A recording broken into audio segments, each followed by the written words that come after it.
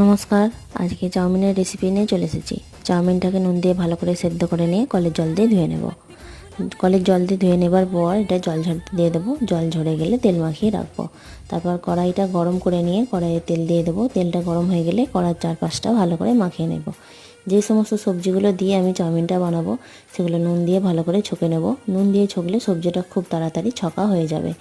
এরপর আমি এতে সয়া সস এবং টমেটো সস দিয়ে ভালো করে নাড়াচাড়া করে নিয়ে চাউমিনটা দিয়ে দেবো।